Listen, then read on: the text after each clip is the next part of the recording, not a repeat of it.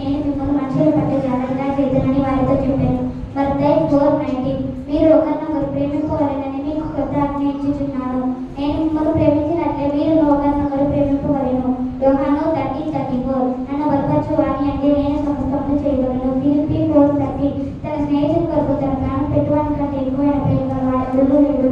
యోహాను 13:50 భయపడుట వలన మనుషులకు ఊరి వచ్చును. యెహోవా యందు నమ్మిక ఉంచువాడు సురక్షితంగా నందును. సామెతలు 29:25 ఇదిగో యుగయుగములు సజీవుడై ఉన్నాడు.